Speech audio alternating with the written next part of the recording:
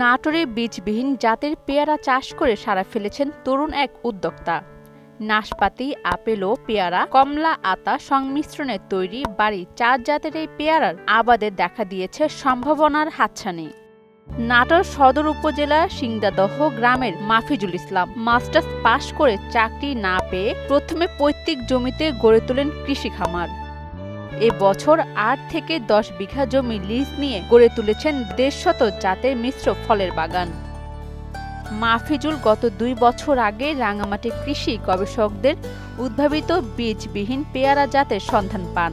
এরপরে রাঙামাটি হরিকালচার সেন্টার থেকে ১০০ চারা সংগ্রহ করে গড়ে তোলেন এই বাগান।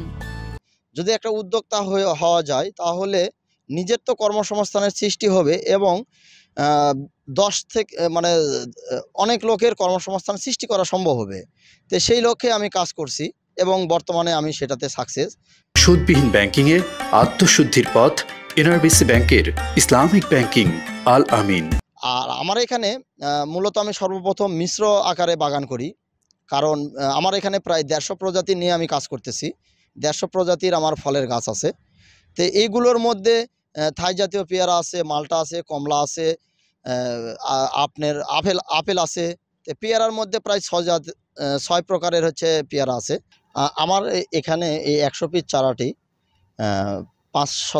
৫ থেকে ৭ কাঠার মতো হবে এখানে রোপণ করা আছে।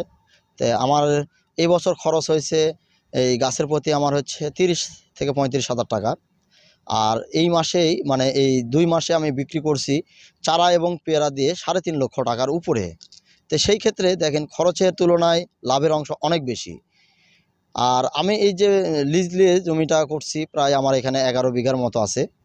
তো আমি যদি সরকারিভাবে ঋণ পেতাম তাহলে নেক্সট টাইমে আমি পরবর্তীতে আরও ব্যাপকভাবে বাগান বড় করতে পারতাম এবং এই চারাগুলো কম রেটে উৎপাদন করে কম রেটে কৃষকদের আমি অল্প দামে হচ্ছে তাদেরকে ছড়িয়ে দিতে পারতাম। তাতে তারাও আমাদের মতো বাগান করে লাভবান হতো এবং দেশের উন্নয়নে তারা ভূমিকা পালন করত।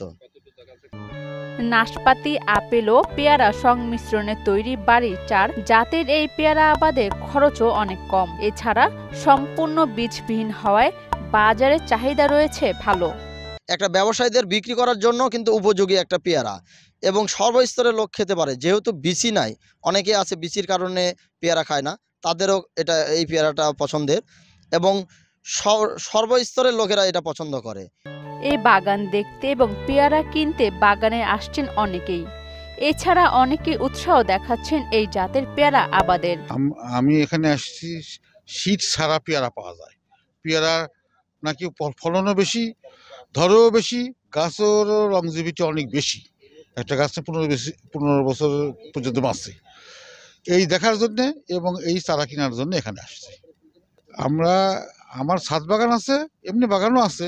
বাগানটা দূরে, রক্ষণাবেক্ষণ কঠিন, ওখানেও কিছু লাগাবো, আমার ছাদ বাগানেও লাগাবো কয়েকটা। এই হয়তো ১০-১২টা চারা নিয়ে আমি আমার ছাদ বাগানে কিছু, আমার এমনি বাগান আছে সেখানেও কিছু লাগাবো। আমি টিভি চ্যানেলে দেখছি যে এখানে বীজহীন পেয়ারা পাওয়া যায়, তো আমি আসছি। এই পেয়ারা আমি ক্রয় করে ঢাকাতে পাঠাবো। পেয়ারা আসলে আমি নিজেও খাইছি, অনেক মিষ্টি, প্রায় আপেলের মতো মিষ্টি, জিনিসগুলো অনেক স্বাদ।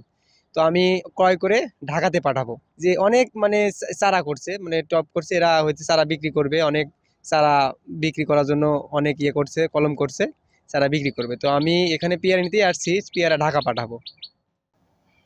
এখানে একটি বাগান বীজবিহীন পেয়ারার অনেক লোক দেখতে আসে পেয়ারা।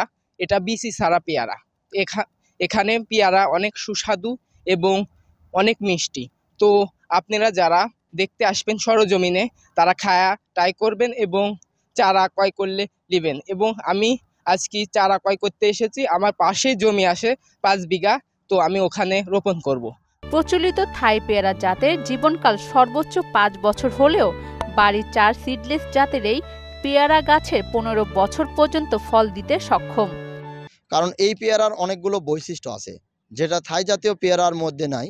সেটা হচ্ছে এই পেয়ারার গাছের আয়ুকাল সর্বনিম্ন ১৫ বছর, ১৫ থেকে ২০ বছর এই পেয়ারার গাছ বাঁচে। এবং এই পেয়ারার আরেকটা বৈশিষ্ট্য হচ্ছে ফুল ছাড়া ফল। অনেকে হয়তো বিশ্বাস করতে পারবেন না যে ফুল ছাড়া কিভাবে ফল হয়। তো তাদেরকে আমি আহ্বান জানাবো, আমার বাগানে সরাসরি আসেন, দেখেন যে সত্যি কিনা। আগে আপনারা সত্যিটা যাচাই করবেন, যাচাই করার পরে আপনারা নিজেরা সিদ্ধান্ত নেবেন। পেয়ারা চাষ দেশব্যাপী ছড়িয়ে দেওয়ার আশা জেলা কৃষি বিভাগের। ওনার যে বাগান আছে, এই বাগানে বিভিন্ন ধরনের ফল আছে, বাড়ি পেয়ারা ফোর। এই পেয়ারার বৈশিষ্ট্য হচ্ছে দেখতে অনেকটা নাশপাতির মতো, ফলে ভোক্তাদের কাছে এটা আকর্ষণীয়।